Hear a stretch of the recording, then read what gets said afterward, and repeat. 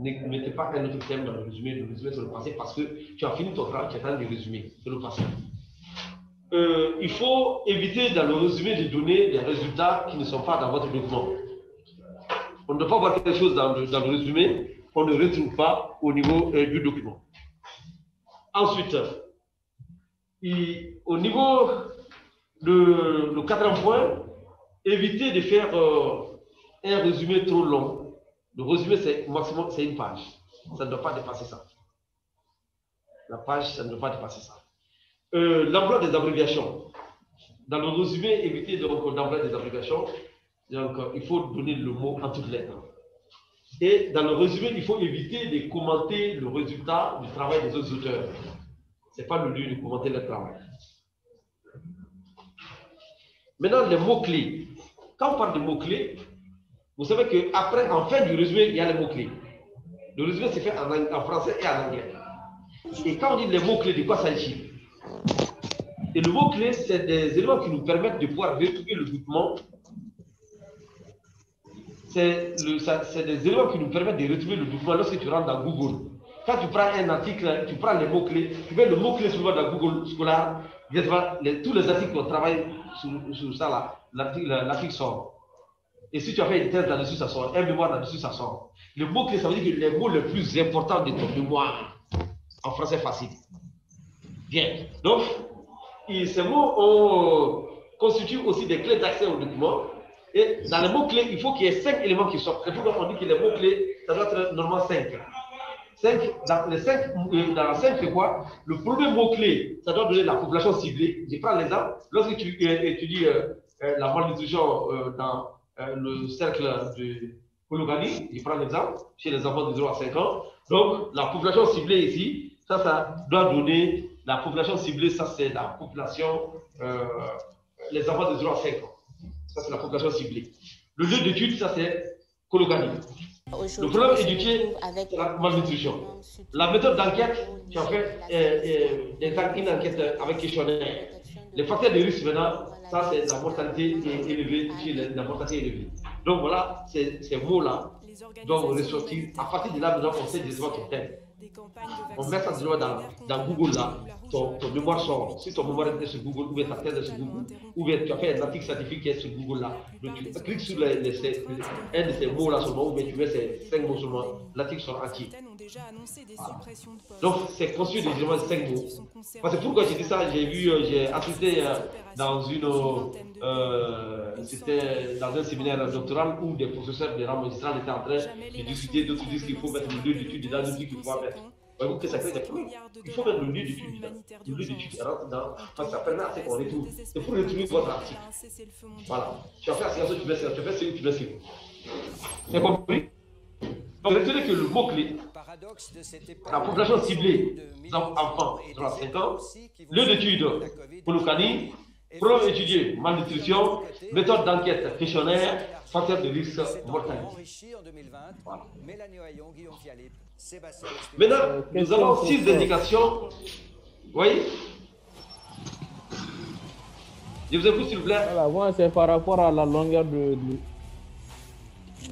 Oui, je disais tantôt que c'est par rapport à la longueur du résumé, quoi. Voilà, est-ce que la longueur n'est pas dépendante de la revue? Je disais tantôt, la longueur du résumé n'est-elle pas dépendante de... Allô? Oui, effectivement. Oui, je vous écoute. J'ai dit que voilà, les aspects pendant la longueur... J'ai compris. Juste derrière lui, Jeff Bezos, Bill Gates, le français Bernard Arnault. J'ai bien compris. Je vais vous répondre. Chaque revue est dit, les résumés doivent comporter tant nombre de mots. Il y a des revues qui te disent qu'il faut que le résumé que tu m'envoies comporte 500 mots. D'autres vont dire qu'il faut que ça comporte 1000 mots. Il faut que ça doit avoir un nombre de mots inférieur à 300. Mais ça, c'est les particularités des revues. Mais la longueur scientifique enseignable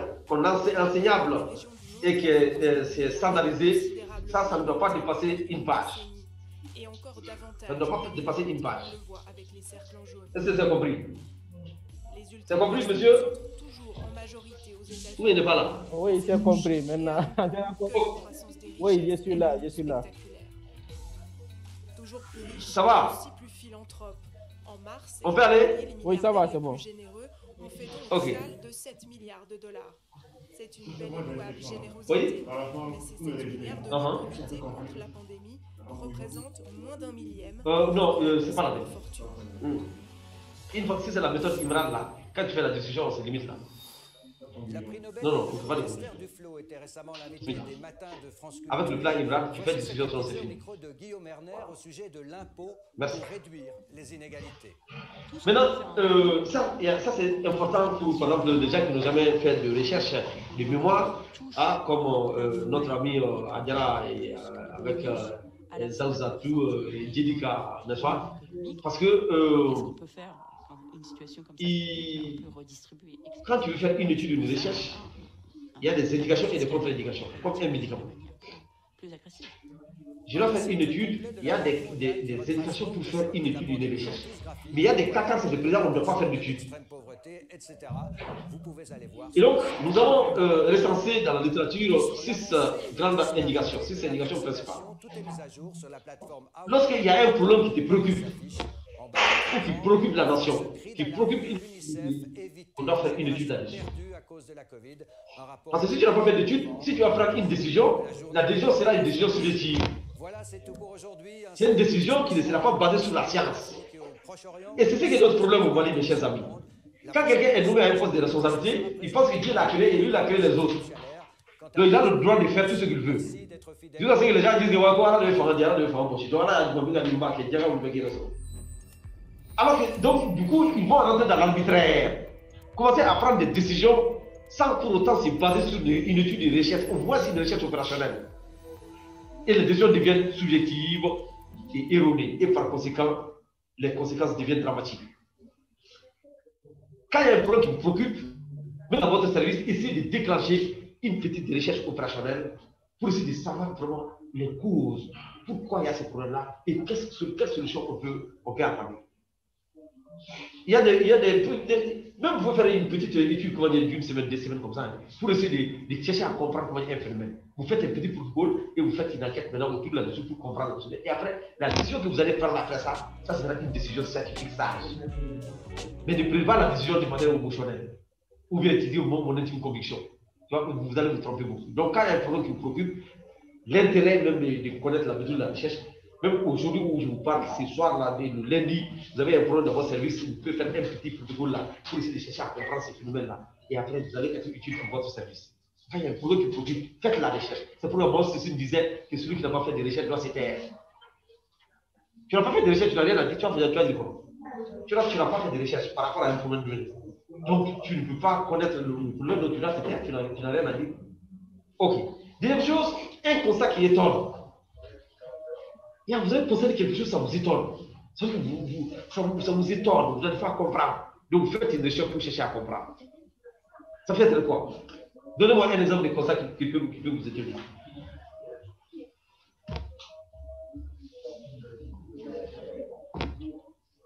Vous êtes dans un service, vous avez constaté que, quand les derniers temps là, tout ce que vous recevez ne faut que mourir. Hein? Tous les malades qui viennent là, tous les malades qui viennent meurent. C'est ça, c'est étonnant. Alors d'habitude, les malades ne mourraient pas. Il ne faut pas dire que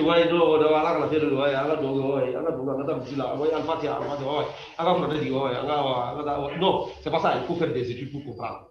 Il faut faire des études pour comprendre. Ce n'est pas en partant à la mosquée en disant Al-Fatiha qui va tout ça. Il faut faire des études pour comprendre pourquoi il y a ça. On a fermé l'hôpital psychiatrique en France tout simplement pendant que le taux de mortalité infantile est en train d'augmenter. On a fermé tout l'hôpital pour chercher à comprendre. Il y avait effectivement une infection première qui était à l'intérieur, qui était en train de tuer les gens. C'est chez nous, on va dire, comment on appelle la du mot et donc les gens vont dire, et voilà. Il faut aller au fond du sujet pour chercher à comprendre pourquoi. Mais ces gens-là, ils écoutent des causes là-bas. Oui, mais il faut leur dire. Ok, donc, il y a un constat. Ou bien tu vas tu as regardé toi-même dans ta vie, tu as fait un constat général. Tu as vu que chaque fois, tu vois que les comptables sont toujours amis au directeur. Les comptables sont toujours avec les patrons. C'est un constat que toi tu as fait, mais tu n'as pas à comprendre pourquoi ça. Ou bien tu as constaté que chaque fois que quelqu'un donne un point de vue contraire au chef, le chef le prend comme ennemi. Tu ne vas pas comprendre. Tu peux faire une recherche d'infraction pour comprendre tout ça. C'est un constat qui étonne. Donc, un fait nouveau qui interpelle. Tu as constaté que vous êtes habitué à faire un travail, mais il y a un fait nouveau qui est en train de se passer dans votre service. Vous n'avez pas à comprendre. Par exemple, dans votre service, il y avait plus de personnes qui venaient. Oui, mais les derniers temps, vous constatez qu'il y a beaucoup de gens qui viennent dans votre service. Le taux de formation, pour quelle raison? Ça vous étonne, vous cherchez à comprendre. Ensuite, une promotion de décideur. Hein? Madame décide tout de suite maintenant de dire que voilà, moi je veux vraiment que vous cherchez à avoir étudié sur la vaccination qu'on va commencer contre le Covid-19 là. Comment on va faire la vaccination pour que tous les malades puissent être à l'aise. Voilà, donc il décide comme ça, il dit que comme vous êtes des grands spécialistes de santé publique, on jette là-dessus. Une demande de la population. Hein? L'association des consommateurs du Mali peut dire que vraiment, on a constaté qu'au Mali, on n'a pas augmenté les frais de carburant, on n'a rien augmenté, mais les transports ne font qu'augmenter. Et on ne comprend pas aussi pourquoi aussi le pain, on augmente le prix du pain. Et qu'au Mali, quand on augmente le prix même des carburants, on augmente le prix du carburant, le prix des transports augmente, mais quand on diminue le prix du carburant, le prix des transports, comment dire, n'augmente pas. Donc, il veut voir maintenant pourquoi c'est artificiel. Un cas comme ça. Pourquoi? La population peut demander, chercher à comprendre qu'est-ce qu'on peut faire pour que vraiment cette population-là puisse vivre pied et avoir les produits à leur disposition. Parce que quand l'augmentation des denrées ne perturbe pas par exemple, ne perturbe pas la satisfaction de la population. Donc la population peut demander. Ou la population dit que non, nous, avant qu'on nous fasse le vaccin là, il faut qu'on essaie de faire une étude maintenant pour voir maintenant les effets du vaccin maintenant sur l'organisme. Si on n'est pas d'accord qu'on fasse le vaccin. L'association des consommateurs peut demander ça, ou bien le réseau de défense des consommateurs. Il y a une curiosité. Voilà, donnez-moi un exemple de curiosité. Une curiosité qui peut vous pousser à aller faire la recherche.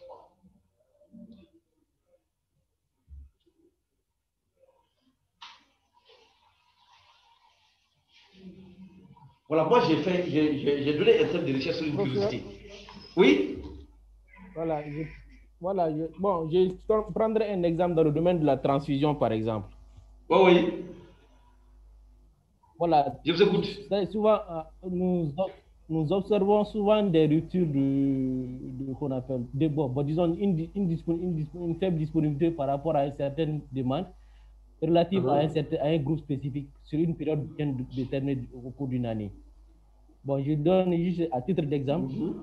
Au cours du mois dernier, je pense que le CNTS était pratiquement dans l'incapacité de satisfaire toutes les demandes lui parvenant concernant un groupe spécifique appelé A+. Pendant cette période. Même si ils arrivaient à satisfaire toutes les demandes, ils n'arrivaient pas à les satisfaire dans le délai souhaité. Vous avez qu'on appelle à votre disposition un certain nombre de demandes pouvant aller jusqu'à 40 sinon 50 par jour. Or que le test, sur 200 sinon 300 poches testées chaque jour, vous n'arriverez même pas à avoir qu'on appelle une trentaine pour satisfaire le nombre de demandes que vous avez à votre disposition. Donc ça, c'est un phénomène qui arrive très fréquemment et c'est de façon alternée au cours de l'année. Souvent, ça peut concerner le groupe A+, souvent, ça peut concerner le groupe B+, et souvent, on a même l'impression que les malades qui nécessitent une transition sont de ce groupe-là. Donc, pratiquement, on suppose que c'est comme si toutes les malades qui tombent, comme si toutes les personnes qui tombent malades pendant cette période-là n'étaient que de ce groupe-là. Donc, ce qui fait qu'il y a une augmentation de la demande et une faible satisfaction de ces mêmes demandes-là. Souvent, ça peut concerner le groupe A+, souvent, ça peut concerner le groupe B+, souvent, ça peut concerner le groupe AB+. Souvent, ce sont les groupes négatifs même qui font l'objet de cela. Mais souvent, il arrive que vous ayez quand même une certaine quantité de ce même groupe, alors que le nombre de demandes que vous avez à votre niveau sont très faibles. Donc, c'est que vous arrivez à satisfaire qu'on appelle les malades en tenant compte du nombre de poches prescrites par le médecin et dans un délai très raisonnable. Alors, professeur? Voilà, ça, oui. Je pense que ça, c'est un exemple. Voilà, oui. Un exemple? Oui. Alors, de curiosité, on voit dans une famille, il y a des naissances, par exemple, d'albinos. Alors qu'on regarde dans la lignée, le père, le grand-père, il n'y en a pas eu. Oui. Donc, on peut être curieux d'aller fouiller qu'est-ce qui se passe. Oui. Le deuxième ça, exemple. Oui. J'ai la curiosité quand même de savoir pourquoi la plupart des femmes entrent en travail la nuit. Oui, ça c'est intéressant. Voilà. Pour faire le lien, pour voir est-ce que la chose se faisait la nuit, c'est pourquoi le travail vient la nuit.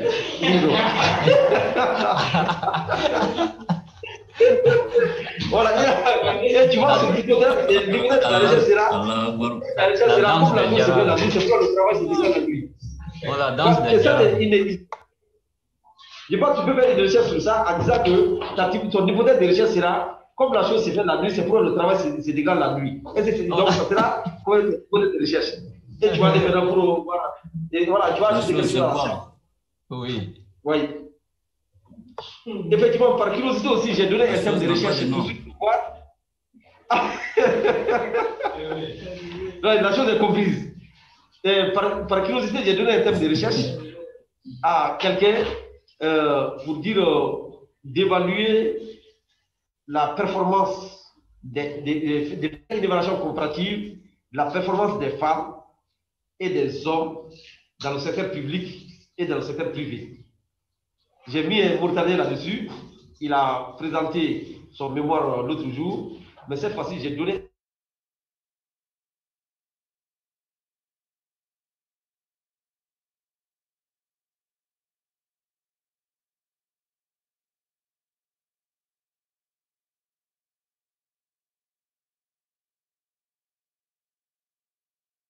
Alors, professeur? Oui.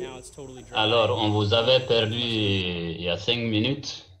Ah bon? Si vous pouvez revenir sur le début de l'exemple et puis partager aussi l'écran. Ok. Oui. J'ai dit qu'il y a eu un cas en Allemagne. Il y avait un couple allemand. Les médecins ont démontré que ce n'est pas possible. Mais la femme peut faire des enfants. Donc, mais le monsieur et sa femme, ils veulent tous des enfants beaux. Donc, il y avait un Turc qui était dans le carré, qui était très beau. Donc, ils se sont mis d'accord, ils vont faire passer la femme au Turc pendant un petit temps, dans le but d'avoir un seul enfant. Après un seul enfant, donc le contrat finit. Et la femme revient au monsieur.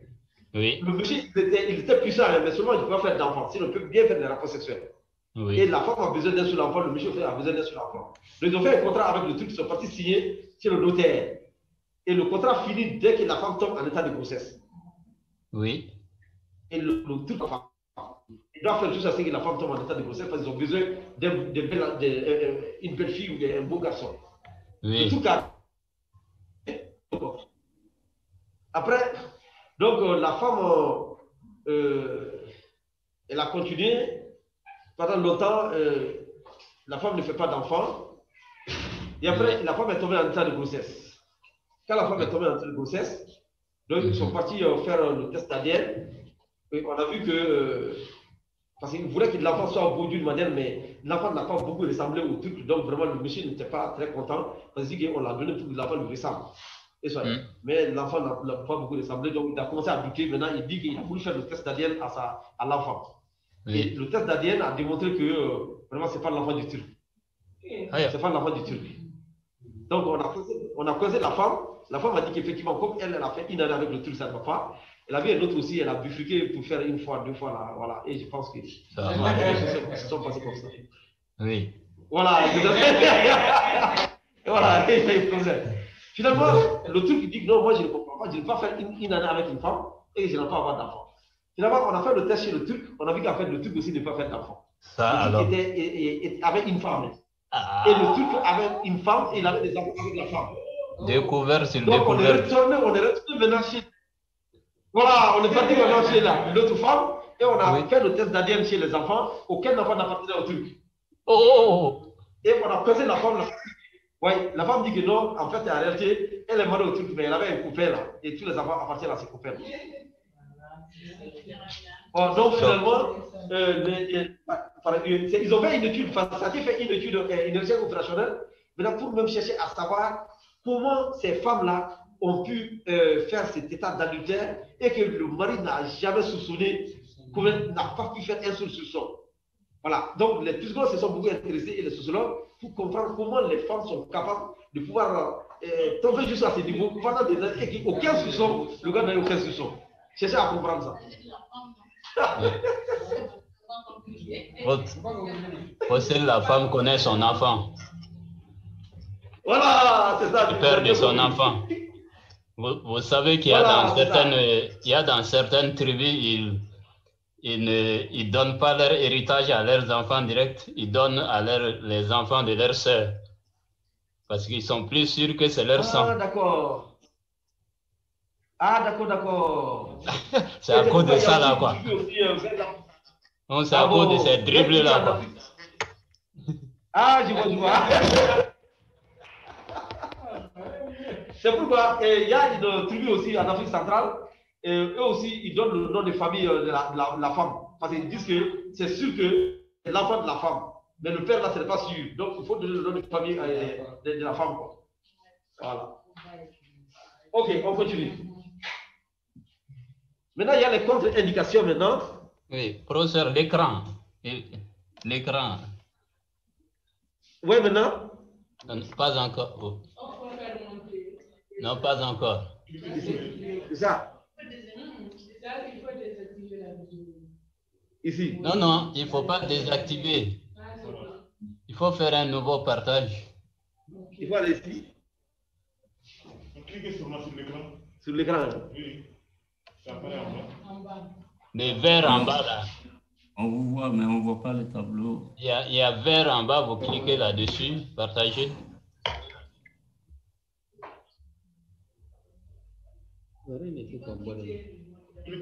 Voilà, clique le mot diamant qui vient dans l'autre, ça apparaît en bas.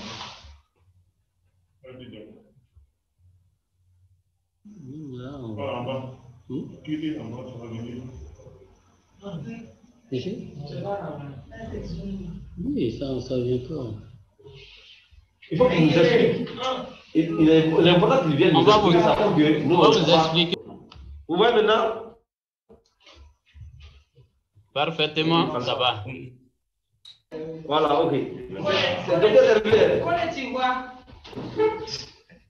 Non, moi je vois docteur Hervé Flamand et c'est tout à l'autre. Oui. Ok, on peut continuer. Maintenant, dans quel cas ce n'est pas la peine de faire une étude, de faire une recherche. Ne choisissez jamais un thème de mémoire, un thème de recherche, un thème de thèse sur une évidence. Une évidence. Hein? Docteur Bouakar Diarra, donne-moi un exemple d'évidence. Une évidence. Zaouzatou, un exemple d'évidence. On ne doit pas faire d'études sur l'évidence. Une évidence. C'est chercher à étudier pour voir que c'est le palu-tube ou non. Ça, c'est une évidence. On sait déjà que le palu-tube. Ça, c'est déjà démontré. C'est une évidence. C'est pas la peine. C'est une évidence. Il y a des gens qui font des études sur des choses, comment dire, qui sont une évidence. C'est que c'est connu là. Et donc, c'est pas la peine de faire une étude là-dessus. Quelque chose qui est déjà connu. On fait une étude sur quelque chose qui n'est pas connu. Voilà. Quelque chose dont on ne comprend pas. Mais quelque chose que tout le monde comprend et c'est connu, c'est pas la peine. Quand on dit le coq chante le matin de bonheur, là, ça c'est une évidence, c'est pas la peine. Quand on dit il y a la terre tourne autour du soleil, tout ça, tu vas inventer quoi encore là? Si tu veux que toi tu veux savoir si la terre tourne, mais cette terre ne tourne pas. Un problème suffisamment étudié.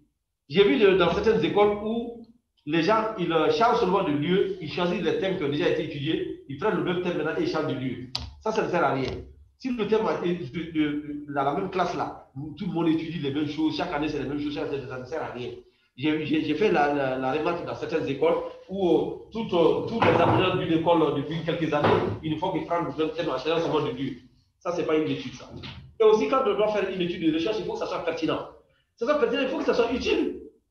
une étude, après avoir fait votre mémoire, votre recherche, il faut que ça soit utile pour vous, utile pour le pays, utile pour la localité.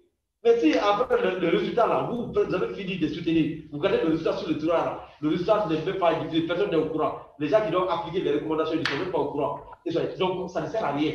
Donc il faut que ça soit le thème là, quand je vais utiliser ce thème, ça sera utile pour les gens, ça sera pertinent.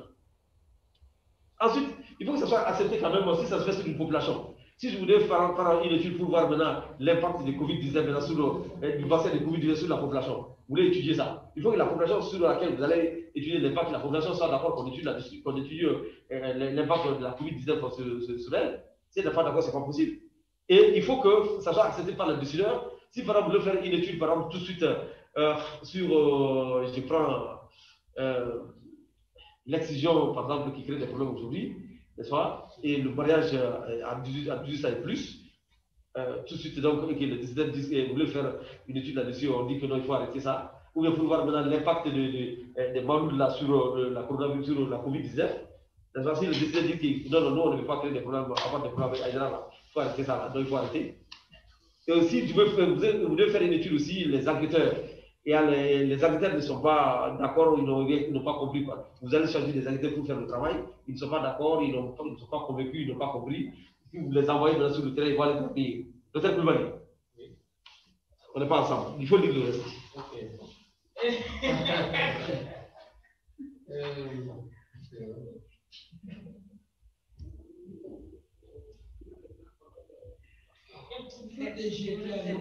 C'était l'agréable. Là aussi, c'est une évidence. Non, lorsque l'étude ou la recherche crée de la douleur chez les gens, alors qu'ils ne sont pas d'accord, de recevoir cette douleur-là, ce n'est pas la peine. Continue. Quand les questionnaires sont trop longs, ce n'est pas la peine. Quand c'est des choses secrètes là, hein, ce n'est pas la peine. Lorsque tu dois rentrer dans la vie privée des gens, là, pour aller voir par exemple, c'est ça le problème, par exemple, c'est pour la sexologie et la sexopathologie c'est des spécialités très difficiles à avancer dans notre pays parce que ça demande d'aller introduire un peu dans la vie privée des gens, bien peut-être quand tu dois garder l'anonymat, mais c'est des questions très difficiles à poser et aussi comment aborder les gens, c'est un problème. Lorsqu'il faut que tu dois rentrer dans la vie privée des gens, en matière de recherche, c'est pas la peine. Tu ne peux pas faire une recherche pour dire que tu as considéré que telle personne ne s'entend pas avec sa femme parce que la personne, la nuit, ça ne marche pas bien et donc c'est ce qui fait qu'elle ne s'entend pas avec sa femme. Tu ne vas pas publier ça. Et ça, c'est pas un problème. Ça, c'est un problème. Donc, il ne faut pas aussi dire à la population que j'ai fait une étude, voilà, il aura tel résultat et toi, tu n'es pas convaincu que 100% tu vas avoir tel résultat. Donc, tu vas décevoir la population par rapport aux résultats. Tu dis tout de suite que je vais venir. Vous injectez le vaccin contre la Covid-19 et après ce vaccin, vous n'aurez jamais trouvé de Covid-19. Et après, maintenant, tu injectes le vaccin et les gens développent le Covid-19. Donc, quand tu sais que tu n'es pas sûr des résultats, il ne faut pas quand même essayer de décevoir la population là-dessus. Ensuite, il ne faut pas aussi donner l'impression aux personnes sur lesquelles tu fais les enquêtes comme si ce sont des animaux de laboratoire. Ah, tu veux faire une étude pour voir l'impact de la COVID, du vaccin de Covid-19 sur vraiment la population. Et il faut convaincre la population de telle manière qu'elle ne savent pas qu'elle est en train d'être considérée comme des animaux de laboratoire. Comme ce que le laboratoire Vioxx a fait au niveau du Nigeria, a mené un anti-inflammatoire non-stéroïdien et a essayé de convaincre certains médecins qui ont prescrit ça aux malades. Et les malades ont pris ça, les malades ne savaient même pas comment dire qu'on est en train de faire le test sur eux. Et par la suite, ces malades-là sont morts 6 mois après, parce que le médicament avait un effet retard, et ça a entraîné un boom, et finalement même, ils sont retournés aux États-Unis pour aller donner le même médicament aux Américains, pensant que le médicament a été expérimenté sur les Noirs, les Nigérians, et que le médicament est très très efficace. Mais ils avaient oublié que le médicament a un effet retard, au bout de quelques mois, le médicament entraînait un infarctus du myocarde. Donc, retourner aux États-Unis, donc, pour prescrire le médicament, il y avait un vieux professeur de médecine interne qui, chaque fois que lui prescrit un nouveau médicament à des malades, il suit ces malades pendant une année. Il a constaté que tous les malades à qui il a prescrit le médicament, au bout de certain nombre de mois, là, quand il appelle les malades, on dit que le malade est mort. Il se renseigne autour qu'il est mort d'infarctus du myocarde. Donc, il a vu évidemment que c'est le médicament là est le point commun de tous ces gens qui sont morts d'infarctus du myocarde. Donc, ça veut dire que le médicament crée un infarctus du myocarde. Il a commencé à passer plein de choses dans le laboratoire. Ils ont repris les tests là, ils ont vu effectivement le médicament a des effets retards. Mais au niveau du Nigeria, ils n'ont pas pu faire le lien entre ces morts-là et le médicament qu'ils ont pris depuis quelques mois. Parce que comme ils ne tuent pas tout de suite, il faut attendre plusieurs mois pour que le médicament tue, parce que l'effet est retard. Donc, ils n'ont pas fait le lien. Ils ont pensé directement que le médicament est bon parce que ça a été expérimenté sur le Nigérian et que ça a été efficace. C'était efficace, mais ça tue après.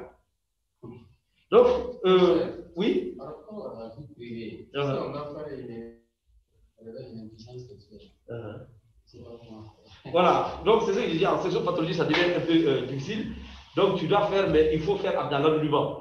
Dans l'anonymat, donc quand tu rencontres quelqu'un, tu lui dis que non, non, je ne dirai pas ton nom, il rien ne sort, mais seulement je vais mettre l'âge seulement pour voir si ça a un lien avec l'âge et c'est tout. Et ça n'allait pas avec la localité, tout ça. Mais tu peux même pas mettre la localité. Donc, mais il faut le rassurer que la personne sache que son nom ne va pas sortir. Sinon, si quelqu'un, tu vas faire sortir comment dire, le nom de quelqu'un dans la recherche, pour dire que voilà, j'ai rencontré telle personne, il y a, vous imaginez que ça fait encore. Ok. Et aussi, il faut que la recherche respecte l'éthique. C'est pourquoi la recherche sur la santé, on demande de présenter devant une commission d'éthique, un comité d'éthique. Il y a les différents comités locaux et il y a le comité national d'éthique aussi de la santé, dont le siège se trouve dans l'hôpital de dermatologie, à côté de l'hôpital de dermatologie, l'ancien Sénat là. Voilà, pour qu'on sache que ce que tu fais là ici, ça répond vraiment à l'éthique. Bien, ensuite, il ne faut pas faire des recherches alors que toi, tu n'as pas les moyens humains, les moyens matériels et les moyens financiers. Si toi, tu dois faire un mémoire sur le Mali, ou tu dois faire le tour du Mali, toi, tu n'as pas d'argent pour faire le tour du Mali. Et toi, ton mémoire concerne le Mali. Donc, ce n'est pas possible. Toi, tu dois faire un mémoire sur, par exemple, donnez-moi un thème sur lequel vous voulez faire un mémoire. Un thème.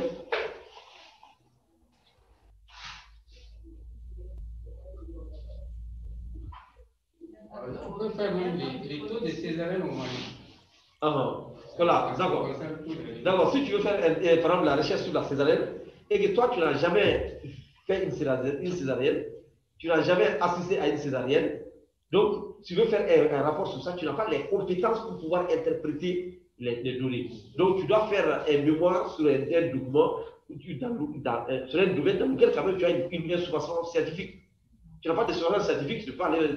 Lui, le docteur Mamadou Diallo, lui, il est chirurgien, donc lui, il peut faire des mémoires de santé publique sur les aspects de chirurgie. Ben, si, comment on appelle, Adjara Kanté doit aller faire le mémoire sur le diagnostic différentiel entre l'occlusion intestinale et la péritonite, n'est-ce pas? Et à un moment donné, le jour de la société, on va nous poser des questions, certaines questions, dis-moi les différents types d'occlusion intestinale. Et Zoda, elle est calée tout de suite, elle fait un problème parce que c'est un domaine qui ne relève pas. Mais quand il s'agit du domaine de la périnatalité, là, elle maîtrise ça profondément, elle peut s'en sortir. Et voilà. Il faut avoir la qualité dans le domaine.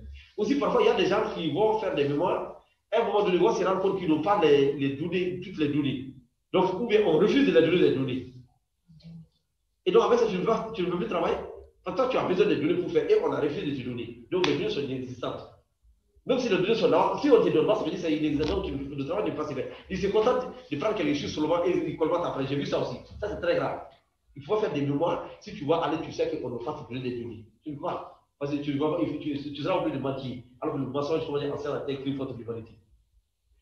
Aussi, tu vas aller, tu n'as pas d'autorisation administrative. Tu veux faire par exemple une enquête à Gabriel. Le directeur ne t'a pas donné le donné. Un beau jour de passage, il te voit en train de faire l'enquête. Il peut porter plainte contre toi. Voilà. Et aussi, il y a aussi incompatibilité du temps et des objectifs de recherche. Toi, tu n'as qu'un mois, par exemple, un an pour faire ton mémoire. Et toi, tes outils de recherche, là, pour les atteindre, là, il te faut 3 ans. Donc là, ça ne peut pas. Ça ne peut pas aller. Il faut que tu choisisses un thème que tu veux faire au temps qu'on t'a donné. Ensuite, il y a l'absence de moyens d'analyse des données. Vous ne pouvez pas faire une recherche, surtout un mémoire, si vous ne maîtrisez pas les techniques d'analyse des données. Si c'est une recherche qualitative, il faut que vous maîtrisez les techniques d'analyse du contenu. Si c'est une recherche qualitative, il faut que vous maîtrisez les logiciels d'analyse statistique, SPSS, EPINFO, EPIDATA. Si vous ne maîtrisez pas ça, vous ne le faites pas. Ce n'est pas possible. Donc, dès maintenant, il faut que vous exigez assez que vous enseignez EPINFO, SPSS, EPIDATA, le Sphinx, s'il s'agit des recherches qualitatives, l'EPIPODO, le MODEF, etc. Autant de logiciels qui vont vous permettre de pouvoir comprendre et comment faire la liste des données et de réviser la liste des données. Voilà. Et on doit vous faire ça. Parce que ça, c'est. Même si il faut réviser, parce que tous les jours.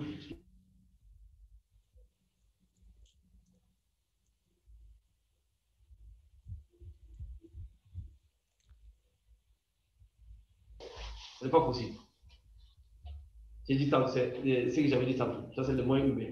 Vous n'êtes pas suffisamment compétent pour pouvoir faire ce travail-là. Vous êtes en train de faire une étude statistique où vous avez besoin de maîtriser les tests statistiques. Vous ne maîtrisez rien dans les tests statistiques. Et dans votre étude, on est obligé de passer par les tests statistiques.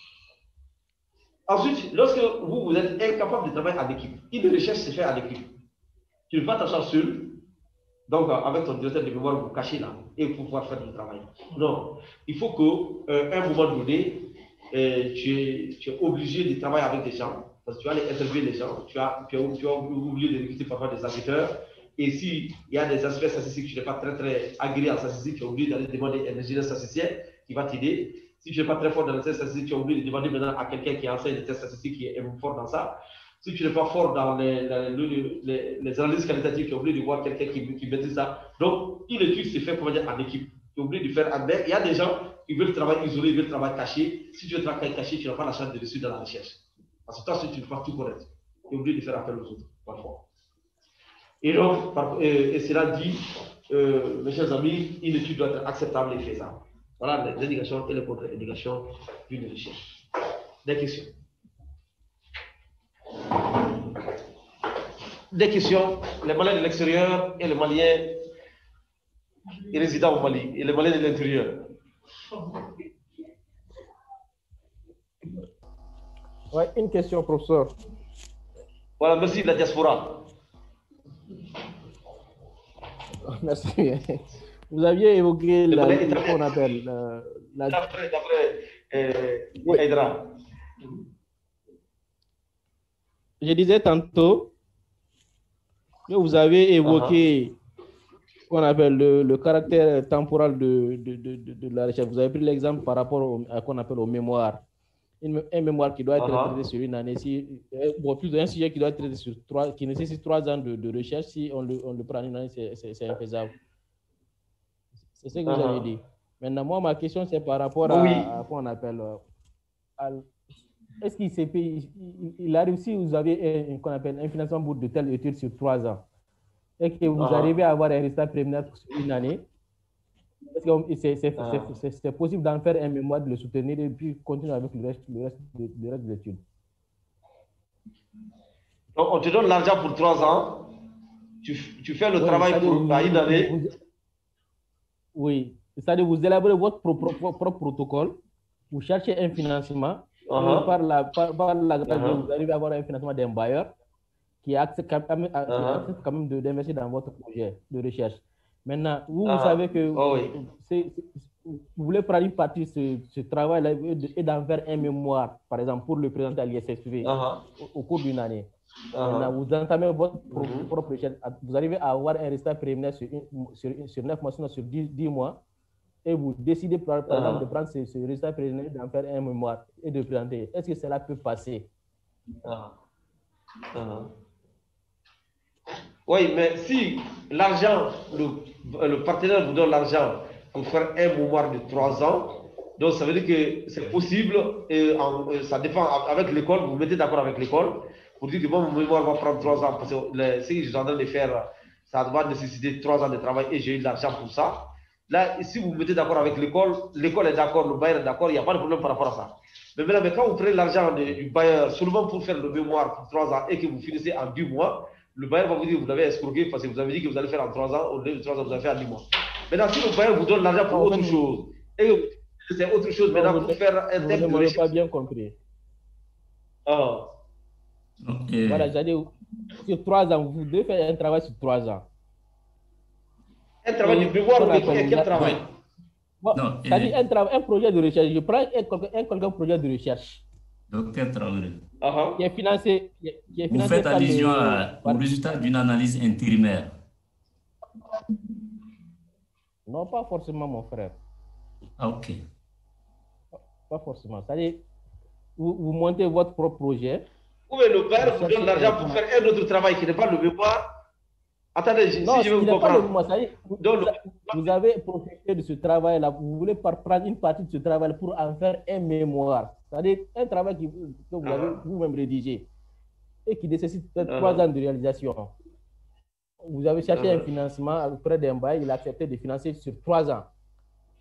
Maintenant, vous voulez peut-être utiliser une partie de ce résultat pour en faire un mémoire et soutenir dans votre, qu'on appelle, à l'ISFC. Je prends l'exemple de l'ISFC. Je prends un résultat préliminaire que je veux présenter sous forme de mémoire à l'ISFC. Il n'est pas dit qu'après ma soutenance, je dois m'arrêter là. Je dois quand même continuer avec qu'on appelle le projet en question sur les 3 ans là. Il s'agit de cela. C'est-à-dire un résultat préliminaire de votre travail que vous décidez de prendre. Non, là, ce n'est pas un problème. Mon ami. Voilà, il s'agit de ça. Docteur, j'ai compris. Ça, ce n'est pas un problème. Ce n'est pas un problème, c'est bien possible. Ça, c'est possible. Parce que ce qui est important pour l'école, l'école a besoin seulement que tu fasses un mémoire digne des critères scientifiques. Si tu fais un mémoire digne des critères scientifiques, qu'un bailleur t'a donné cet argent-là, et toi-même tu as payé ça là, et ça, c'est pas le problème. Comment dire, l'école veut que seulement tu fasses un mémoire qui respecte les principes, les critères scientifiques. Si tu le fais, comment dire, ça, c'est pendant combien de temps, c'est pas un problème. Voilà, tout à fait, ça, ça. Mais le problème peut être au niveau du bailleur. S'il s'en rend compte que... Non, c'est ton propre projet. Non, c'est ton propre projet. C'est toi qui as rédigé le projet, qui as cherché le financement. Donc, le bail, ce qu'il cherche, c'est de voir ton résultat là. Ok. Voilà. D'accord, mais ça dépend dans le contexte que tu as fait chercher le financement. Si c'est dans le contexte de tes études. Non. Ça peut être dans le contexte les études de PhD, par exemple, qui sont financées par des bailleurs extérieurs. Ouais, là, tu montres pour toi-même ton propre projet, tu cherches un financement. Alors, professeur... il y a docteur... Moi, j'ai écrit... Il dit que vous avez un financement pour une activité. Mais est-ce que maintenant on peut utiliser une partie de ce financement pour financer une thèse d'un an? Pas une thèse, une mémoire. Une mémoire d'un an, est-ce que cela est possible? Alors que l'argent a été donné pour une activité bien donnée. Voilà, c'est quand tu discutes avec ton bailleur. Tu dis donc, moi, je vais faire mon mémoire, je vais faire un mémoire et je vais utiliser comment dire ça là, si le bailleur est d'accord. Mais si le bailleur n'est pas d'accord et que le bailleur se rend compte que tu as utilisé l'argent pour faire autre chose, ça va mener des problèmes, bien sûr. Mais c'est juste avec le partenaire et avec le partenaire. Quand le partenaire est d'accord avec ça, tu expliques que vous êtes à l'école, il n'y a pas de problème. On peut aller. Ok, les préalables de la recherche. Docteur, je vais faire le travail avec le docteur Ablaï Koulibaly. Il va nous dire ça parce que lui, il est un peu fatigué aujourd'hui. Professeur, voilà, donc, vous voyez? J'ai une question sur le nombre de questions, les questionnaires. Alors, est-ce que vous pouvez nous donner un intervalle de confiance? 30. Non, c'est 30, c'est 30. Okay. On va voir ça, ça une leçon. Ok. Oui, les questions ne doivent pas dépasser 30. Si ça dépasse 30, comment dire, vous allez annuler la personne interviewée. Voilà, ça c'est le questionnaire. Il y a une leçon spéciale pour ça. Okay. Voilà, donc on va faire travailler le docteur Ablaï Koulibaly pour que ces avocates puissent comprendre que c'est réveillé. Voilà, on peut aller. Ok, les préalables de la recherche. Oui. La recherche scientifique est un processus dynamique ou une démarche rationnelle qui permet d'examiner des phénomènes, des problèmes à résoudre et d'obtenir des réponses précises à partir d'investigations. Ce processus se caractérise par le fait qu'il est systématique et rigoureux et conduit à l'acquisition des nouvelles connaissances. Non, à l'inverse. Voilà. Les fonctions de la recherche sont à décrire, d'expliquer, de comprendre, de contrôler, de prédire des faits, des phénomènes et des conduites. Voilà.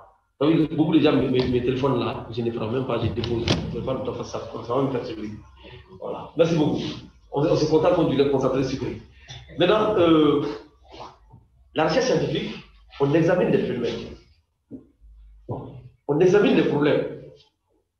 Et à partir des problèmes, on essaie d'obtenir des réponses. Donc, on voit qu'il y a des problèmes, on va aller à la recherche pour comprendre le problème et on a une réponse. Et on dit, la recherche, il faut que ça soit systématique et rigoureuse. Systématique, ça doit suivre des principes. Rigoureux, il faut que ce que la science demande, on oublie de faire comme ça. Ce n'est pas, comment on appelle, tu fais comme si tu es en train de faire un article de journal, ou bien que tu es en train de faire un poème. Non, non, non. Ici, tu es obligé d'être rigoureux pour respecter tout ce qu'on dit de faire. C'est ça. Même le résultat, quand tu as un résultat, les gens, quand tu dis que j'ai reçu sur le résultat, on cherche à savoir maintenant quelle est la, est-ce qu'il y a eu la rigueur dans la méthodologie. On essaie de voir la méthodologie. Si la méthodologie est rigoureuse, on dit donc le résultat qui est là est bon. C'est pourquoi quand les Malgaches avaient inventé le médicament contre le coronavirus, maintenant, ils ont amené le nom de l'OMS, ils ont essayé de poser beaucoup de questions par rapport à si la rigueur scientifique a été respectée. Le résultat est ça, mais est-ce que la rigueur scientifique a été respectée? C'est la question qu'on pouvait poser. Donc, aussi, l'objectif, c'est quoi? C'est que quand on fait, et après, il faut quand même qu'on arrive à avoir une nouvelle connaissance. Chaque mémoire doit apporter une nouvelle connaissance à la science. Toi, tu vas dire que c'est grâce à moi qu'il y a eu cette nouvelle chose. Moi, c'est mon étude qui a apporté cette nouvelle connaissance à la science. Mais si ton étude n'apporte rien à la science, ce n'est pas la peine. Il faut qu'après ton mémoire, à la fin de ton mémoire, tu dis que grâce à mon mémoire, voilà ce que moi j'ai apporté comme plus-value à la science. Et donc, dans la recherche, soit on décrit, c'est le niveau le plus petit, soit on explique, c'est le deuxième niveau, on cherche à comprendre de manière approfondie, soit on contrôle, soit on essaie de prédire les faits et des phénomènes et des conduites. Et c'est ce qui fait que, parfois, on dit, quand je laisse le cas, même dans le cas de l'épidémiologie, on dit, voilà, si la maladie continue comme ça veut dire que dans une année, ça va tuer tel nombre de personnes. Voilà. Tu vois, on prédit. Et ça va amener un cataclysme mondial. Et donc, la prédiction que l'OMS avait faite, les savants de l'OMS se sont trompés, pour le cas de l'Afrique, parce que quand ça va finir là, les Africains vont tous disparaître. Il va rester quelques personnes seulement. Mais ils avaient oublié un facteur que le virus ne résiste pas au soleil. Ils avaient oublié ce facteur. Comme c'est une maladie nouvelle là, ils ont vu comme ceux qui ont tous les moyens du monde, eux vers 20 000 personnes par jour, ceux qui n'ont aucun moyen et qui ne croient à rien et qui ne font aucune disposition, ils pensent que Dieu va descendre du ciel pour venir dire que voilà, il faut pour nous protéger et repartir. Ils disent que quand ça va venir ici, il va rester quelques personnes seulement. Tout le monde va partir sur la terre. Il y aura quelques personnes seulement. Mais malheureusement, ils n'avaient pas bien compris. Ils ne sont pas contents aussi. Ils ne sont pas contents. Non, non, ils ne sont pas contents. Ils ont dit comment des pays les plus pauvres comme ça n'arrivent pas à mourir. Nous, on a tout l'argent du monde et nous, on ne fait que mourir. Mais ça, c'est leur problème. Nous, on ne va pas mourir. Donc, il y a trois niveaux de recherche, mes chers amis. La recherche, soit elle est là pour décrire, soit elle est là pour faire une classification, soit elle cherche à comprendre de manière approfondie, d'expliquer et faire une analyse. La recherche qui permet de faire la description, moi je ne vous conseille pas ça, mes chers amis. Je conseille la recherche qui fait la description dans le seul cas où vous voulez étudier un phénomène nouveau. Un phénomène nouveau que personne n'a étudié d'abord. Là, à ce moment, ça permet de faire la description. Sinon, la description est beaucoup plus niveau licence que niveau master. Une étude descriptive, c'est surtout indiqué pour les phénomènes nouveaux. Par exemple, je prends le cas de Covid-19. Comme personne ne connaît très bien cette maladie-là, personne ne peut dire que je suis un savant et j'ai étudié ça profondément, je connais tout sur ça. Personne. Voilà. Donc, ça c'est un phénomène nouveau. Tu peux faire une étude descriptive sur ça parce que c'est un phénomène nouveau pour voir comment se manifeste la Covid-19 sur les malades africains maliens. Alors, quelle est la particularité de la manifestation? Ça c'est quelque chose de ça c'est acceptable. Mais si, dans le cas contraire, il est beaucoup mieux de faire des études de classification ou des études d'expression, de compréhension et d'analyse. Surtout les études analytiques. Ça veut dire quoi? C'est qu'il faut faire des études pour chercher à comprendre est-ce que le facteur A a une influence sur le facteur B. Un exemple est la terre. Est-ce que le tabac entraîne le cancer des poumons? Ça, c'est déjà connu. Ça, c'est une étude faite. Maintenant, ou bien pour savoir, est-ce que la COVID-19 a un impact sur le taux de chômage au Mali? Voilà. C'est ça, à ce moment, tu vas faire le lien entre une variable indépendante entre deux facteurs pour voir si le facteur A entraîne le facteur B. Et si tu arrives à découvrir à la fin que le facteur A entraîne le facteur B, tu vas apporter quelque chose à la science. on va dire que, voilà, et Adjara Kanté a découvert en 2022 que vraiment la COVID-19 augmente le taux de chômage chez Abongo. Et on va commencer à enseigner ça. Si on vous enseigne là, c'est les gens qui ont fait des études pour dire ça. Donc nous, on ne peut pas toujours enseigner ce que les autres ont fait. Nous, on doit aussi ajouter quelque chose que nous-mêmes, on a eu à apporter comme plus-value. Par exemple, ma dernière thèse, j'ai démontré que les pratiques de gestion des ressources humaines ont une influence négative sur la performance des établissements de santé au Mali. C'est la manière dont on gère les gens, c'est ça qui influence sur la qualité des soins, négativement. J'ai fait une étude sur ça, la dernière thèse c'était sur ça. Voilà, comment c'est que les pratiques de gestion des ressources humaines, ça dépend beaucoup d'explications, mais je vais t'expliquer peut-être en français facile, parce que ça dépend de toute une expression, mais je vais t'expliquer. Fait que la manière dont on recrute les gens, la manière dont on les rémunère, la manière dont on gère leur carrière, la manière dont on fait leur promotion, c'est ces manières-là qui sont tellement mal faites qu'à un moment donné, ça agit sur leur manière de soigner l'homme. Et du coup, les malades ne sont pas satisfaits par la suite. Et quand je prends un petit exemple, dans un hôpital, j'ai vu une dame DEF plus 2, cap en comptabilité, dans un établissement au Mali, qui partait à la maison avec 50 000 francs par jour. Et dans le même établissement, j'ai trouvé un professeur de rang magistral qui venait à Soutramant. Et du coup, tu peux imaginer que celui-là était au courant que lui, l'autre là, avait 50 000 francs par jour. Donc tu multiplies par 30. Ça fait combien? 1 500 par mois. Voilà, lui là, ça fait 1 500 par mois. Et l'autre maintenant a de la peine à joindre les deux bouts. Il est obligé, quand la voiture est en panne là, la voiture peut faire un mois au garage, il n'a pas d'argent pour réparer. Il prend la Soutramant pour venir. Il ne peut pas me prendre le taxi parce que c'est trop cher. Si tu prends le taxi là, il ne peut pas retourner. Il est obligé de suivre à pied. Et c'est vrai. Donc, la manière dont on gère les gens, et aussi les gens ne sont pas rémunérés en fonction de la qualité de la prestation. Les gens ne sont pas rémunérés en fonction du volume du travail. Les gens ne sont pas rémunérés en fonction du rendement. Les gens ne sont même pas, il n'y a même pas un facteur de reconnaissance en fonction de la qualité du travail. Et la promotion de l'individu n'est même pas en fonction de ça. Donc, comme ce n'est pas en fonction de ça, les gens se disent que, arrêtez, j'ai vu par exemple, je prends un exemple, j'ai vu, lors de mon interview, je suis tombé sur un maître assistant. Il m'a dit, Yalo, tu sais, je cite, ça c'est dans mon verbatim que j'ai vu dans la tête. Ma carrière ne dépend pas du nombre de malades que j'ai guéri, que j'ai fait guérir, mais ça dépend du nombre d'articles scientifiques que j'ai publiés. Parce qu'à partir de 25 articles scientifiques, je peux passer maître de conférences. Mais quand j'ai soigné 1 million de personnes et que tous ces millions de personnes sont guéries là, ça n'affecte absolument pas sur ma carrière. Donc moi, je laisse à l'hôpital. Je demande aux malades, donc, entre-temps, maintenant, mon collègue, lui, il est là en train d'écrire des articles scientifiques. Il finit d'écrire 25 articles, il amène ça au niveau du Sénégal, il est professeur. Et moi, il vient maintenant, il me commande, il devient mon chef. Entre-temps, parce que lui ne travaille pas, il ne soigne aucun malade, il ne travaille pas, et on lui dit qu'il doit être mon chef parce qu'il est professeur, moi je ne suis pas professeur.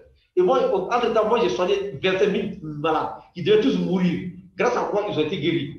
Donc, comment voulez-vous projeter que je vais aller passer mon temps à demander combien de jours,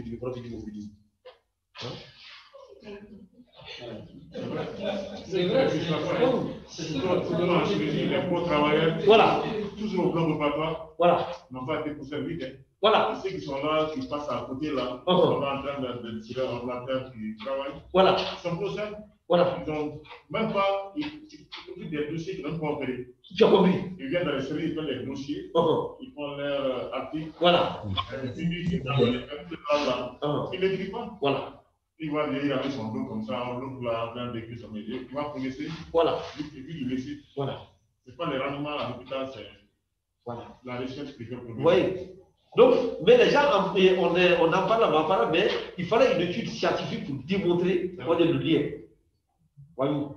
Donc, ça, c'est un exemple. Donc, il faut, donc, ce que je vais vous demander, si vous voulez faire combien de mémoires, je vous conseille vraiment de faire des mémoires analytiques, où vous allez démontrer le lien entre un ou plusieurs facteurs, ou entre deux facteurs. Ça, c'est bon que vous allez apporter la plus-value à la science. Mais allez s'asseoir sur le parce que l'étude descriptive, moi j'appelle ça la littérature au second cycle. La case de mon père. Mon père avait sa case à français de l'atelier et souvent je viens là sous la véranda qui l'entourait. C'était la case personnelle de mon père. Elle était faite depuis quand elle partit petite avec des loups. Voilà, vraiment c'est ça la description. Tu regardais la case de ton père et tu décris maintenant la case de ton père. Mais après quoi? La case de sa sœur à quoi? Si tu es là-bas, est-ce que la case de ton père, le lien entre la case de ton père et la pauvreté de ton père? Non. Vous voyez que ça a apporté quelque chose? Donc on a dit que toutes les personnes qui ont une maison en couvert de champs, ça veut dire qu'ils sont pauvres à la fin. Donc tu allais faire le lien entre la pauvreté de ton père et la case de ton père. Ou la richesse de ton père et la case de ton père. Mais si tu ne fais pas le lien et tu décris selon la case de ton père, ça apporte quoi aux gens? Ça, on laisse ça pour dire à Kamara et à ses amis. Mais nous, les scientifiques, là, on approfondit pour voir le lien entre les deux variables. Est-ce que telle chose est due à telle chose? C'est ça, les livres là que nous sommes en train de prendre là, toute la science des blancs que nous enseignons là, ils n'ont fait que ça. Ils ont démontré le lien entre A et B, ils nous amènent le résultat et nous on enseigne ça aux gens. Pourquoi nous on ne fait pas ça? Moi je dis non, je ne fais pas partie de ma vie à enseigner ce que les blancs ont enseigné. Je lis tout ce qu'ils ont dit et moi aussi je vais découvrir, ajouter ma part aussi et enseigner ça aussi. C'est ça, comme ça que l'Afrique va se développer. C'est comme ça que l'Afrique va se développer. C'est vrai, je me suis intéressé pour créer des laboratoires, des recherches au Mali.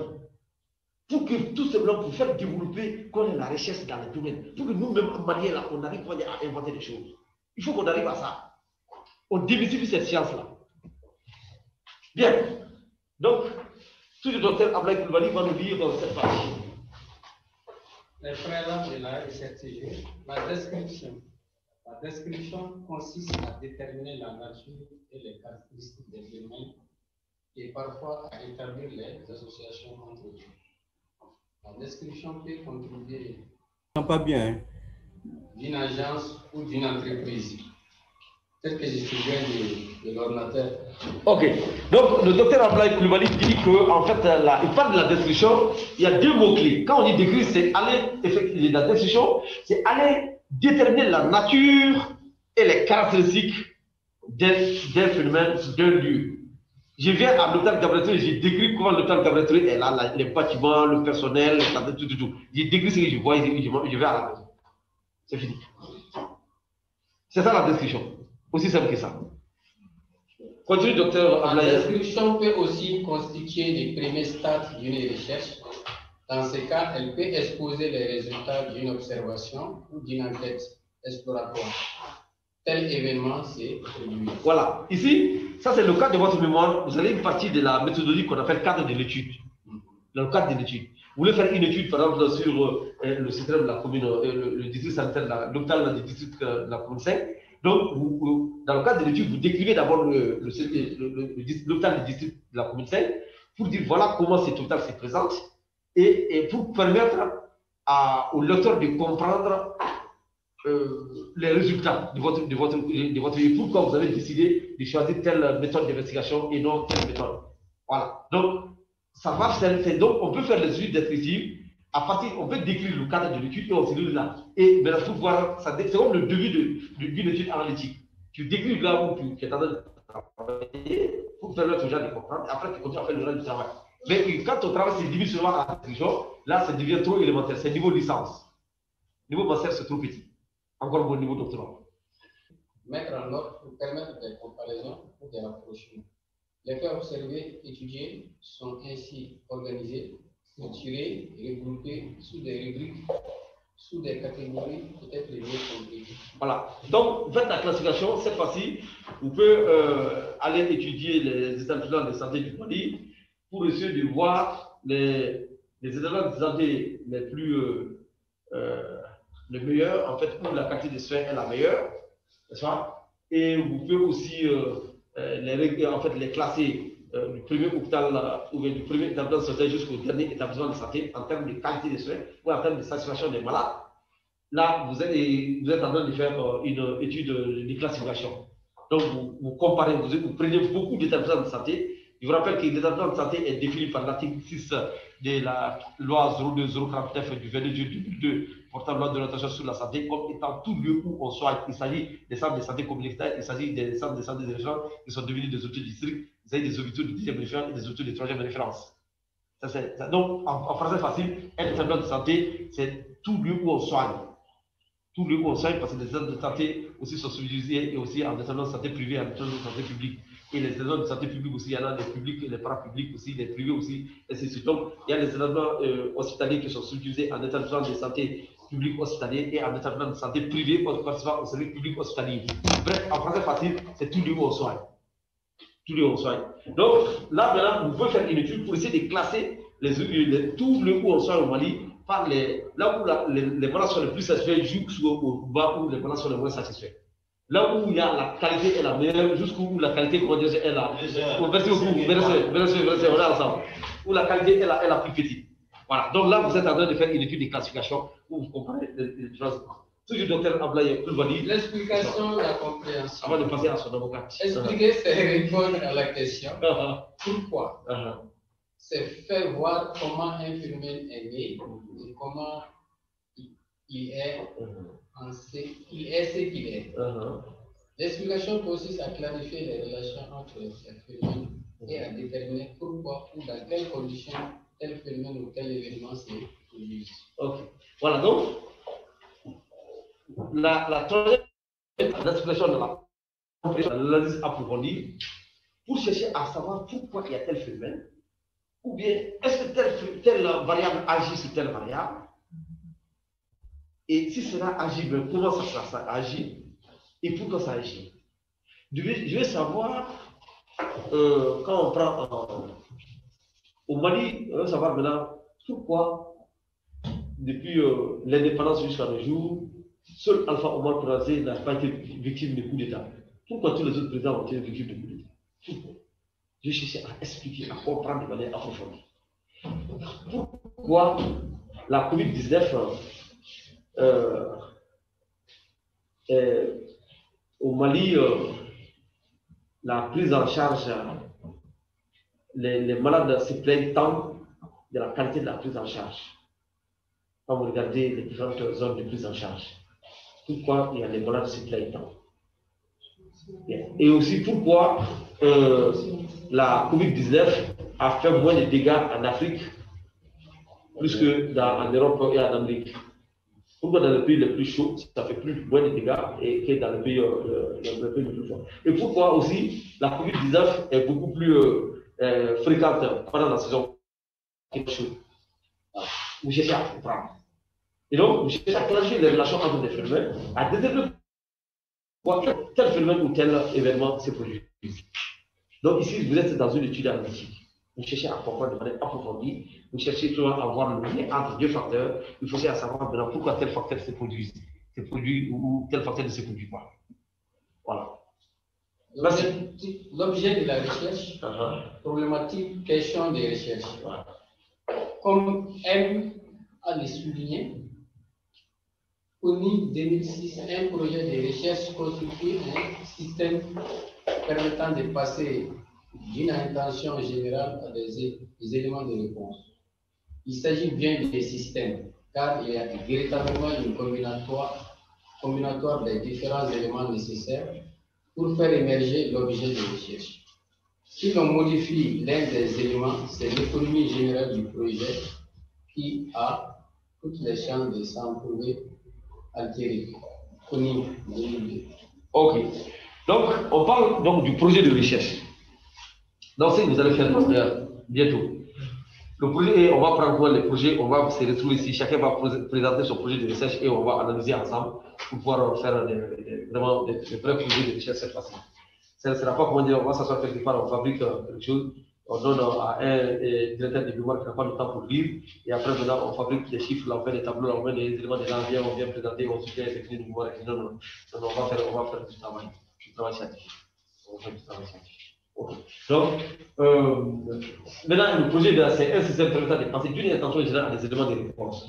Donc, c'est que d'abord, tu as une intention, comme j'ai dit, les 6 indications, une curiosité ou bien un problème qui te préoccupe, tout ça là. Et après, tu essaies de monter un projet de recherche là-dessus, des questions de recherche, tout ça. Alors, tu vas les faire, recueillir les données et après, tu as une réponse. Voilà. Donc, ça veut dire que vous allez faire combiner différents éléments. Hein, combiner différents éléments pour avoir la réponse. Soit vous allez questionner les gens en même temps, vous allez les parenthèses travailler, soit vous allez faire des focus group en même temps, vous allez les interviewer, ainsi de suite. Vous allez combiner quand même différentes techniques maintenant pour pouvoir avoir les réponses. Voilà. Donc on dit maintenant, une fois qu'on modifie l'économie générale du projet qui a toutes les chances de s'entourer, c'est que quand on est en train de faire le projet de recherche, une fois qu'on change un élément, ça a une influence sur tout le reste des éléments. Je prends un exemple. Quand tu dis tout de suite que toi tu veux faire une étude qualitative, et que dedans, tu avais dit que tu vas faire des questionnaires, tu vas faire, par exemple, des questionnaires fermés, et tu vas faire des tests statistiques, tout ça. Tu vas appliquer les tests Q2, tu vas appliquer les tests des Kaplan. Donc, vous voyez que, du coup, à partir de la méthode d'enquête des données, de la méthode d'investigation, tu as changé la recherche qualitative à la recherche quantitative à la recherche quantitative. C'est seul mot seulement aura une influence sur tout le reste du travail. Tu changes un mot seulement, ça a une influence sur tout. Parce que tout doit être cohérent. Tu choisis une méthode qualitative, on sait quelle est la méthode tu vas aller dans ce cas avec les interviews. Et quand tu choisis des interviews, tu vas utiliser quoi? Les guides d'entretien. Si tu choisis des guides d'entretien, tu vas faire quoi? Une analyse du contenu. Si tu vas faire une analyse du contenu, tu vas les mettre. Dans le cas contraire, si tu as une méthode quantitative, tu vas aller avec des questionnaires. Si c'est des questionnaires, c'est une enquête. Si c'est donc des questionnaires, ça veut dire que tu es obligé de faire des tests statistiques. Tu es obligé d'aller avec la statistique. Et donc, tu fais des tests, tu dois faire des croisements. Tu fais des croisements, ça va donner ça. Vous voyez? Donc, en fonction seulement de la méthode choisie, le seul mot souvent, tout le reste change. C'est ce que ça veut dire ici. Tu changes un mot, tout le reste peut changer. Toujours. Non, peut-être on va aller maintenant avec le docteur Fatouata Kone. Docteur Fatouata Kone, tu vas te reposer. Voilà, tu vois, ça t'a permis de pouvoir retrouver ta forme. Vous avez tout ça. La plupart des chercheurs qui s'engagent dans un projet ont du mal à trouver un but clairement formulable. Un début. Un début, oui, un début clairement formulable. Il n'y a pas d'itinéraire linéaire. Le début commence par les balbutiements, une question générale, un peu floue, des allers et retours entre terrain et théorie. Mais ces premières institutions peuvent être contredites par des travaux nouvellement trouvés ou un terrain qui n'est plus accessible. Voilà, donc pour vous qui avez beaucoup d'expérience pour faire la recherche, vous n'avez pas ces problèmes-là. Mais pour ceux qui viennent de commencer, ils ont des problèmes. Ils ont des problèmes parce que réellement, je vous avoue que le début est très difficile. Ça, c'est ça que je vais vous dire. Et même quand tu choisis aussi un thème nouveau, parfois, le début, même si tu as beaucoup d'expérience, le début n'est pas facile pour toi. Si c'est un thème nouveau, chaque fois tu es obligé de faire des va-et-vient, tu écris quelque chose, après tu effaces, après tu fais des recherches. Tu dis non, non, ce n'est pas bon, tu écris autre chose encore, après tu changes, après non, tu dis non, non, ce n'est pas bien, tu retournes encore, va et vient, tu effaces, tu écris encore, tu effaces, tu écris, plus tu lis, maintenant plus tous les jours, comment dire, tu ne fais que, juste aussi, tu trouves un thème réel, par exemple, quand tu lis la littérature, après, tu te rends compte que, non, le thème que j'ai choisi n'est pas bien, ce n'est pas bien comme ça, je dois faire comme ça. Tu reviens encore, tu changes. Et quand tu lis encore, tu dis, moi j'avais dit que je vais faire une étude quantitative, mais l'étude quantitative ne marche pas ça, j'efface. Je reviens encore. Donc, au début, vous allez faire des va-et-vient, d'où la nécessité d'être, comment dire, de bien discuter avec votre directeur de mémoire, donc, pour que lui, il tourne. Mais il arrive des moments que beaucoup de directeurs de mémoire ne sont pas disponibles à ce niveau-là, et ils interviennent au moment où l'intéressé a déjà commencé ses recherches, et après, on va se rendre compte que ce n'est plus bien, et on doit tout reprendre, et voilà, ça fait des conflits entre le directeur de mémoire maintenant et l'infiltrant, et c'est des problèmes. Et j'ai même vu des cas, par exemple, à l'école de médecine, il y avait un monsieur qui a fait 2 ans sur sa thèse de doctorat, et la deuxième année a eu un conflit avec son directeur de thèse, et finalement a été obligé, comment dire, de changer tout le thème et reprendre en zéro. Il a fait 5 ans là-dessus sur sa thèse. Il a fait 5 ans. Donc, ces professionnels ont fini l'école de médecine, sont partis se spécialiser, ont commencé la spécialisation, sont devenus maîtres assistants. À la fac, là-bas, quand lui, il avait fini son doctorat, alors qu'il avait étudié sans redoubler, et il était un excellent étudiant à l'école de médecine. Ouais, il a fait 5 ans sur sa thèse. Et ses promotionnaires sont devenus maîtres assistants alors qu'il est couché là-bas. Donc, tu vas passer au Mali, c'est des choses comme ça, tu vas au Mali, parce qu'au Mali, malheureusement, je dis, les relations sociales parfois priment sur beaucoup de choses. Voilà, malheureusement. Quand tu as des problèmes avec certaines personnes, ça fait des problèmes. Alors que la science doit être objective, impartiale, impersonnelle et sans passion. Comme l'administration aussi, il y a un principe de l'administration, et le quatrième principe de l'administration, le principe de l'objectivité de la neutralité, il dit que l'administration doit être objective, impartiale impersonnel et sans passion. Le malheureusement au Mali, c'est totalement le contraire. Ce principe-là de la neutralité, de l'objectivité est totalement violé à tout bout de champ. Bien, docteur Fatoumata Koli. Professeur, s'il vous plaît, de l'analyse.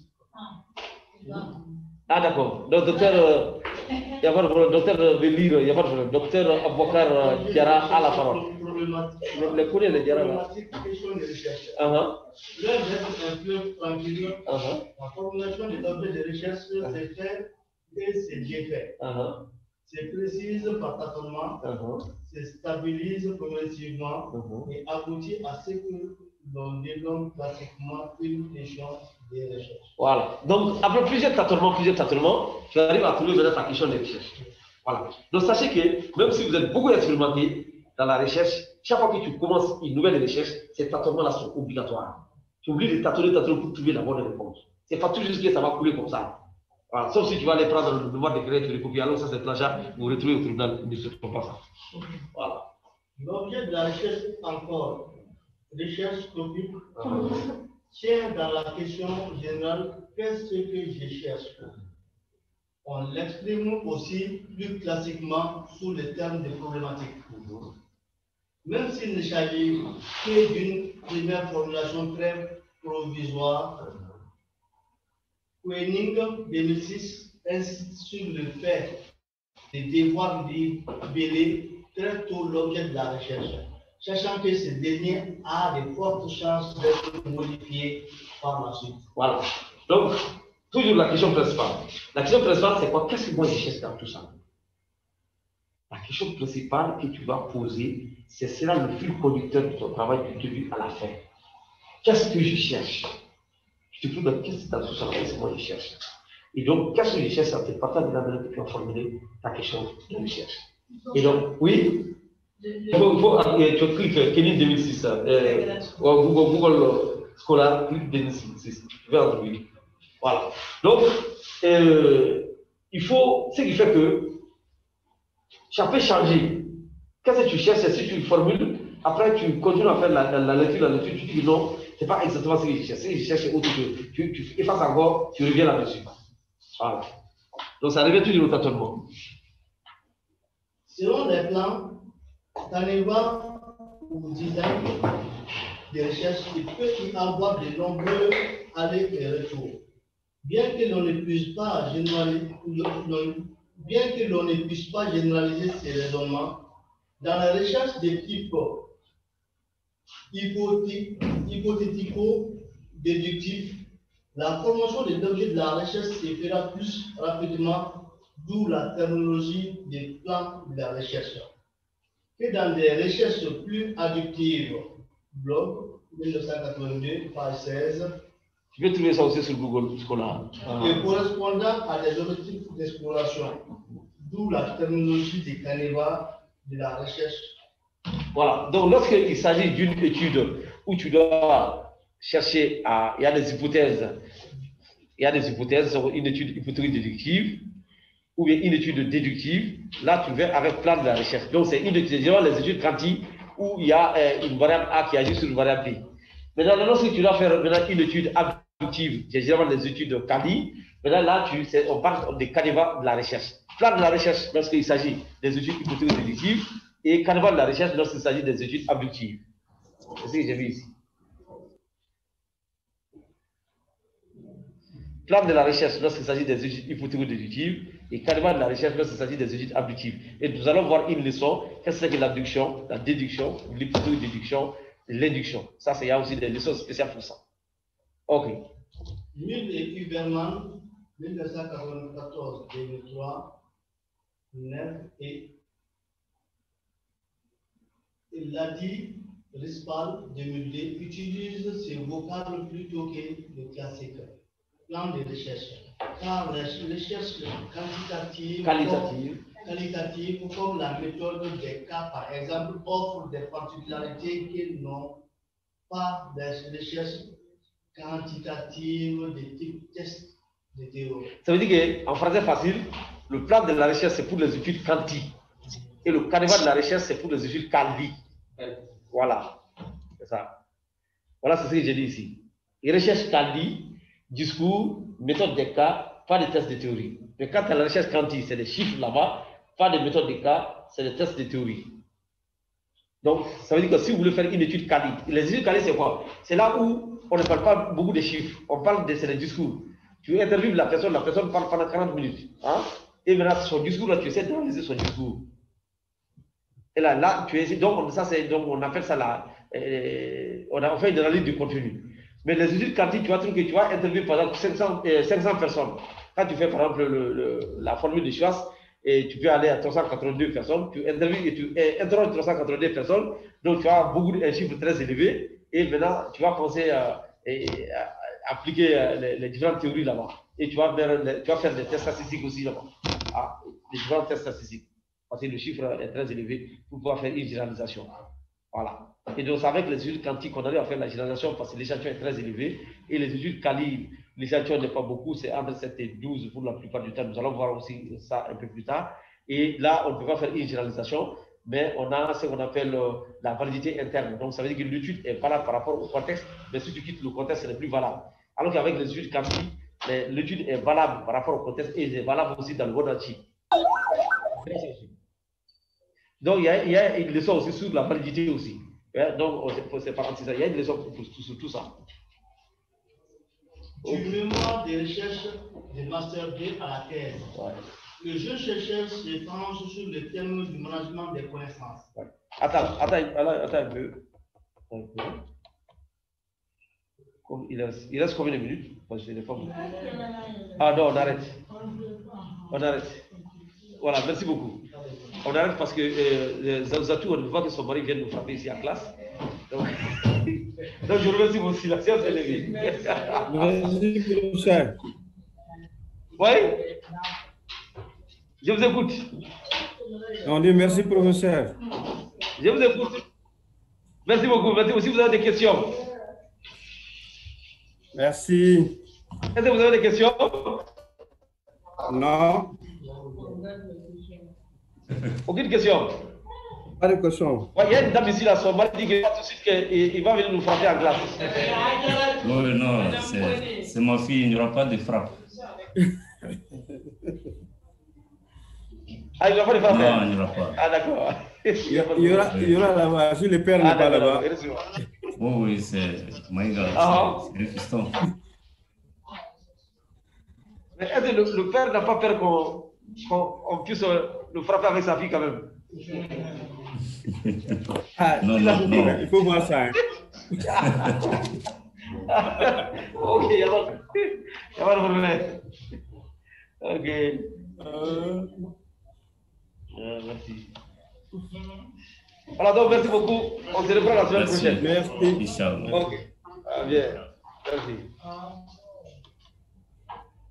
Merci beaucoup.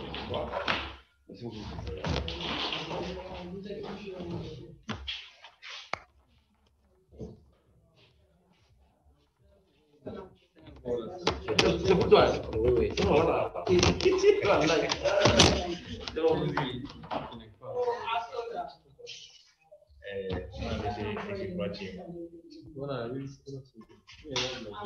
Voilà.